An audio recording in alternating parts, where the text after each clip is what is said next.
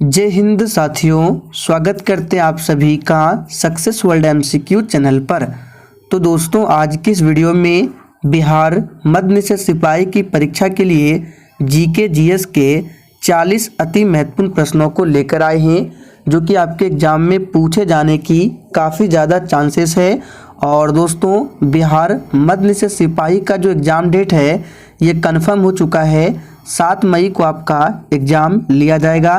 तो अब आपके पास अधिक से अधिक 50 दिनों का ही समय बचा हुआ है, इसलिए आप लोग बिल्कुल भी टाइम वेस्ट ना करें, डेली क्लास को अटेंड करें, क्योंकि जितना अधिक से अधिक क्वेश्चंस का प्रैक्टिस करेंगे आपका रिवीजन होगा और आप एग्ज़ाम में ज़्यादा से ज़्यादा स्कोर कर पाएंगे। तो याद रखना है, ये क्लास आपको डेली रात 8 बजे लाइव चैट के साथ मिलता है, तो टाइमिंग को ज़रूर ध्यान रखें। तो चलिए जल्दी से आप सभी लाइव में जुड़ जाइए। सभी को गुड इवनिंग। तो आज के सेशन का पहला प्रश्न है, भारतीय वाणिज्य एवं उद्योग परिषद की स्थापना कब हुई थी? वेरी इंपॉर्टेंट प्रश्न है। चलिए आप सभी लाइव चैट में आंसर बताएंगे। और दोस्तों, प्रत्येक स्टूडेंट को लाइव चैट में आंसर बताना है ताकि आप सभी का प्रॉपर तरीके से रिवीजन हो सके।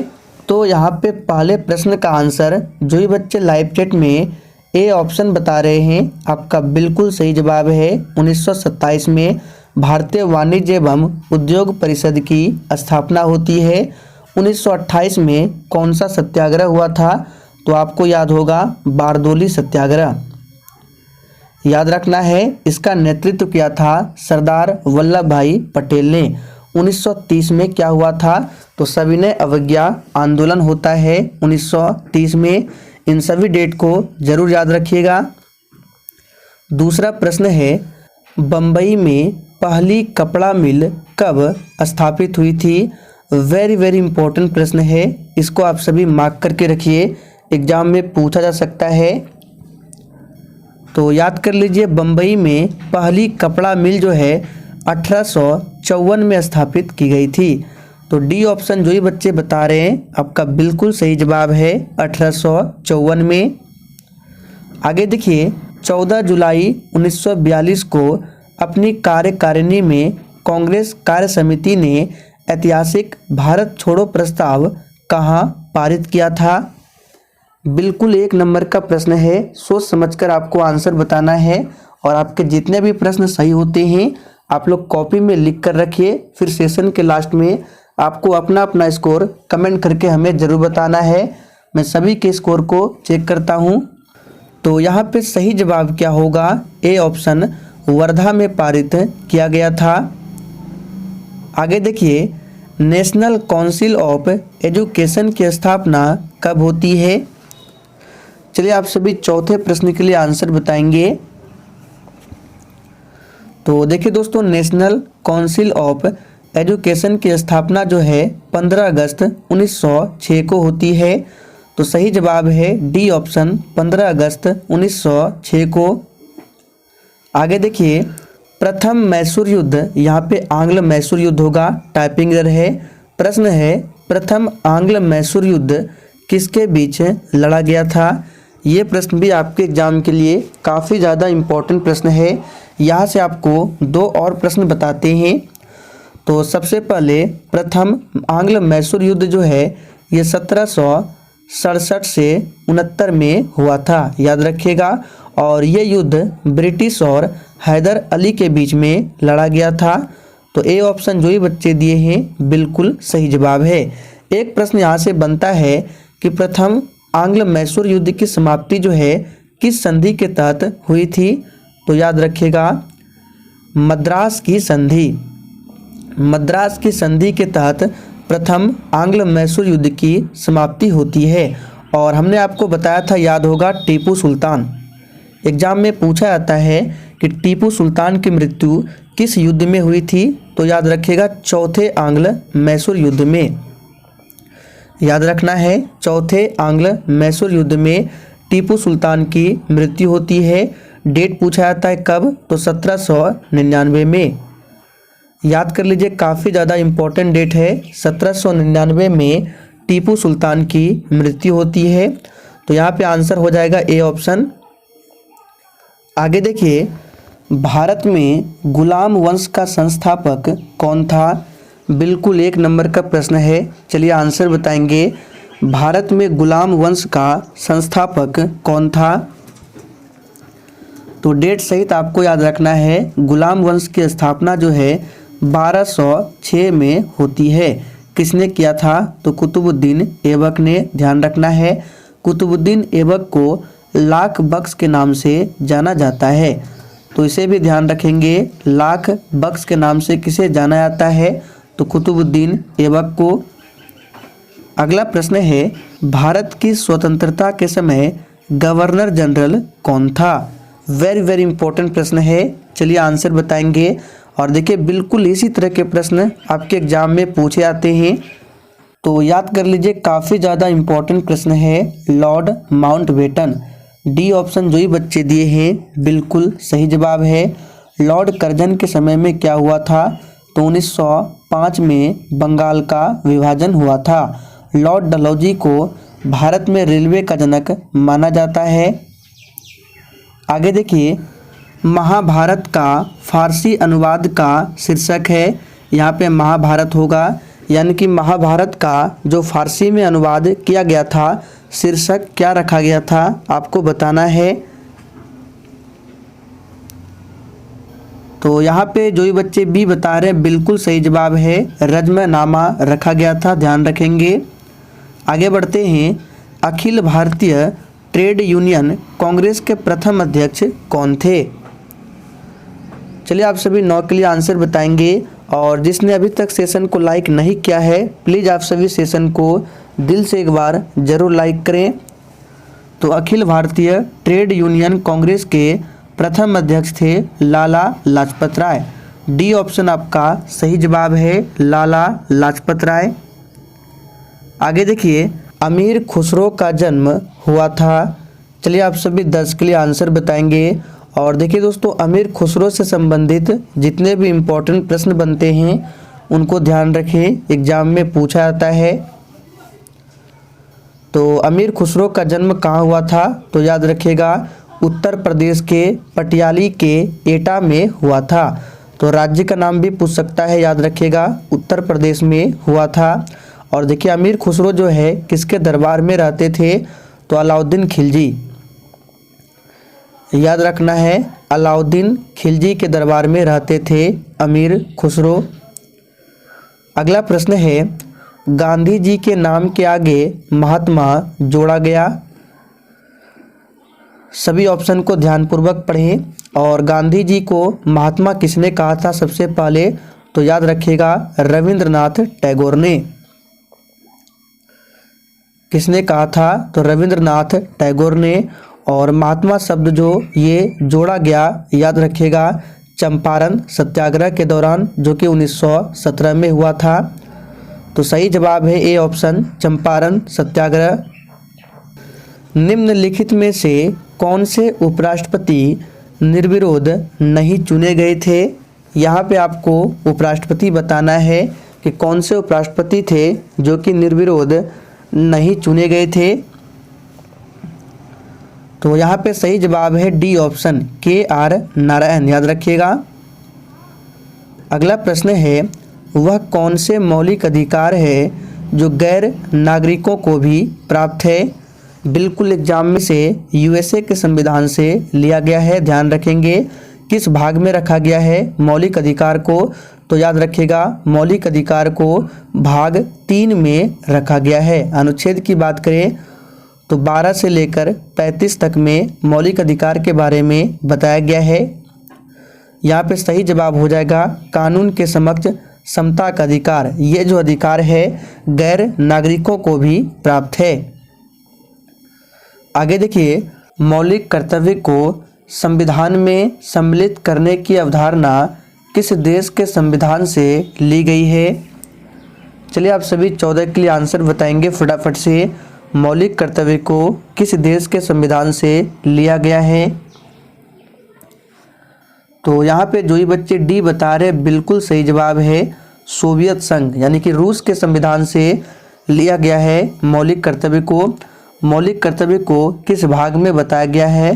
तो भाग 4A के अनुच्छेद 51A में बताया गया है। वर्तमान में टोटल 11 मौलिक कर्तव्य है। अगला प्रश्न है, विश्व मानवाधिकार दिवस मनाया जाता है। बिल्कुल 1 नंबर का प्रश्न है। चलिए फटाफट से आंसर कीजिए। विश्व मानवाधिकार दिवस मनाया जाता है। तो दोस्तों यहाँ पे सही जवाब है सी ऑप्शन। 10 दिसंबर को विश्व मानवाधिकार दिवस मनाया जाता है। 1 दिसंबर की बात करें तो विश्व एड्स दिवस 1 दिसंबर को मनाया जाता है। 24 अक्टूबर को संयुक्त राष्ट्र संघ दिवस मनाया जाता है। इन सभी प्रश्नों को ध्यान रखें। अंतर्राष्ट्रीय न्यायालय में कितने जज होते हैं? चलिए 16 के लिए आंसर बताएंगे। अंतर्राष्ट्रीय न्यायालय में कितने जज होते हैं? अंतर्राष्ट्रीय न्यायालय का मुख्यालय कहाँ है? तो द हेग। याद रखिएगा, नीदरलैंड के द हेग में अंतर्राष्ट्रीय न्यायालय का हेडक्वार्टर है। और अंतर्राष्ट्रीय न्यायालय में कितने जज होते हैं? तो 15 जज होते हैं। याद रखिएगा। किसी निर्वाचन के दौरान किसी राजनीतिक दल के उम्मीदवार की मृत्यु को कितने दिन के अंदर दूसरा प्रत्याशी खड़ा किया जाना चाहिए? चलिए आप सभी 17 के लिए आंसर बताएंगे। तो यहाँ पे सही जवाब होगा 7 दिनों के अंदर दूसरा प्रत्याशी खड़ा किया जाना चाहिए। आगे देखिए, प्रत्यक्ष निर्वाचन किसे कहते हैं? बिल्कुल 1 नंबर का प्रश्न है। फटाफट से आप सभी आंसर करते जाइए। प्रत्यक्ष निर्वाचन किसे कहते हैं? तो याद रखिएगा, जनता द्वारा प्रतिनिधि चुना जाना, ये प्रत्यक्ष निर्वाचन कहलाता है। तो सी ऑप्शन जो ही बच्चे दिए हैं बिल्कुल सही आंसर है। सामूहिक उत्तरदायित्व की सरकार की विशेषता क्या है? चलिए आप सभी 19 के लिए फटाफट से आंसर बताएंगे। सामूहिक उत्तरदायित्व की सरकार की विशेषता क्या है? तो यहाँ पे सही जवाब जो ही बच्चे सी ऑप्शन को दिए हैं बिल्कुल सही जवाब है, संसदीय है। अगला प्रश्न है, निम्नलिखित में से किस देश की न्यायपालिका स्वतंत्र नहीं है? चलिए आप सभी 20 के लिए आंसर बताएंगे। किस देश की न्यायपालिका स्वतंत्र नहीं है? तो यहाँ पे इस प्रश्न का आंसर हो जाएगा बी ऑप्शन। रूस देश की न्यायपालिका जो है स्वतंत्र नहीं है। अगला प्रश्न है, प्राकृतिक चयन का सिद्धांत संबंधित है। चलिए आप सभी 21 के लिए आंसर बताएंगे। प्राकृतिक चयन का सिद्धांत किससे संबंधित है? तो दोस्तों यहाँ पे सही जवाब क्या होगा? सी ऑप्शन, शक्ति सिद्धांत से संबंधित है प्राकृतिक चयन का सिद्धांत। अगला प्रश्न है, भारतीय संसद निम्नलिखित से मिलकर बनती है। सभी ऑप्शन को ध्यानपूर्वक पढ़िए। भारतीय संसद निम्नलिखित से मिलकर बनती है। तो आप सभी जानते हैं राष्ट्रपति, लोकसभा और राज्यसभा से मिलकर भारतीय संसद का निर्माण होता है। तो सही जवाब है ए ऑप्शन। अगला प्रश्न है, नौकरशाही की नियुक्ति की प्रकृति कैसी होती है?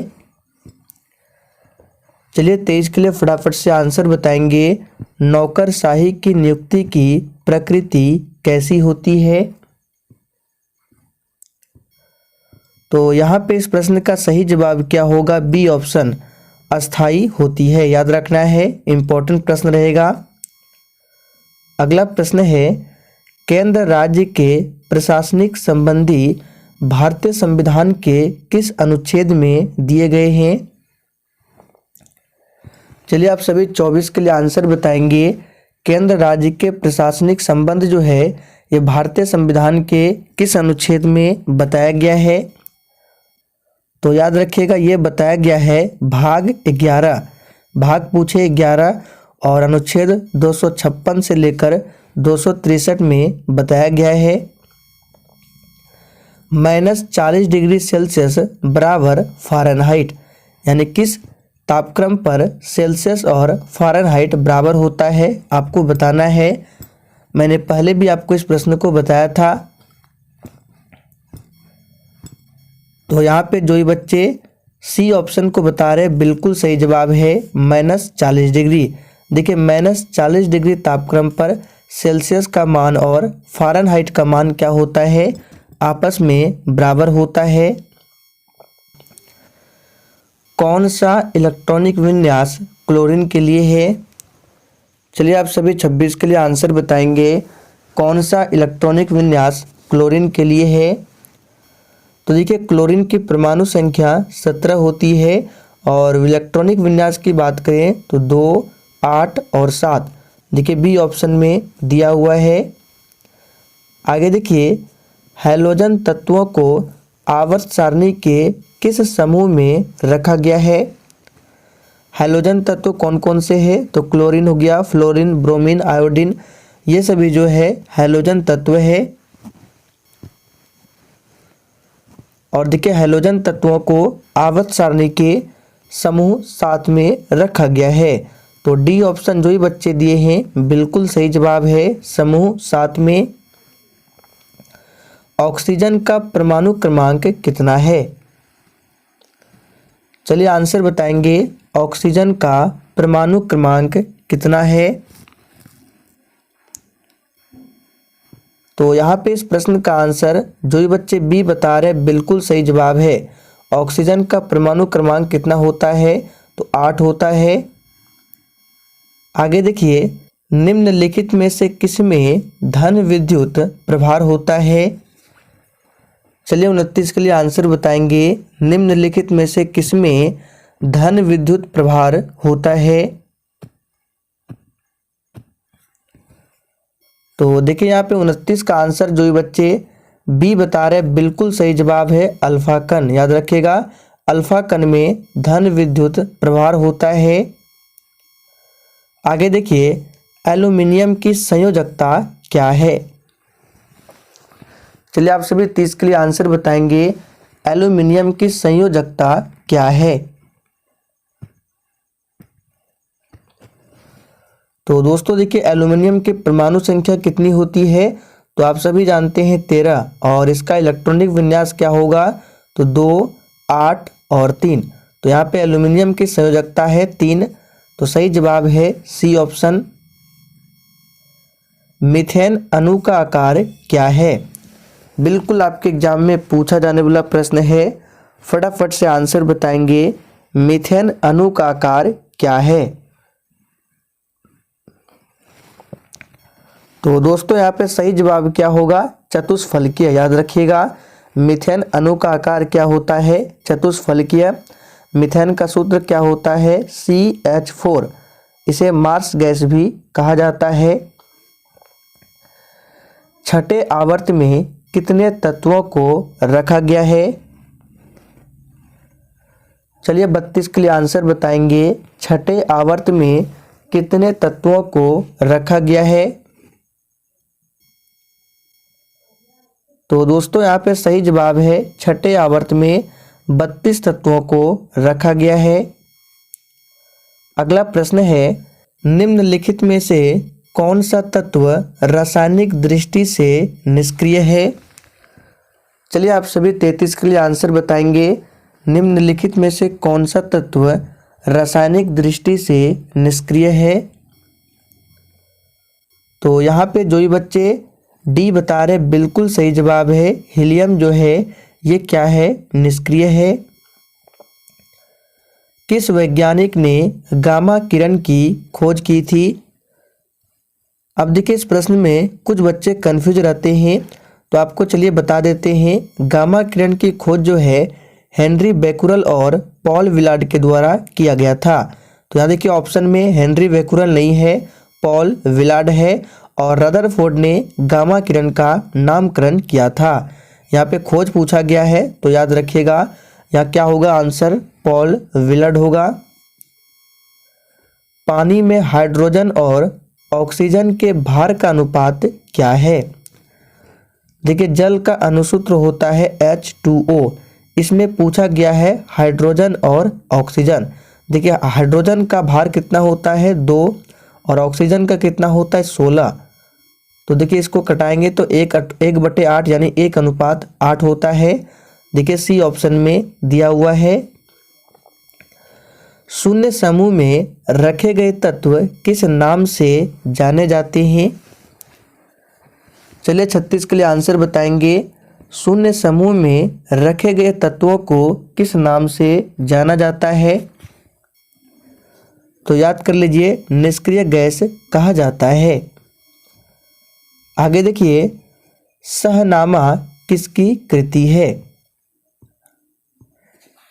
चलिए 37 के लिए आंसर बताएंगे। सहनामा किसकी कृति है?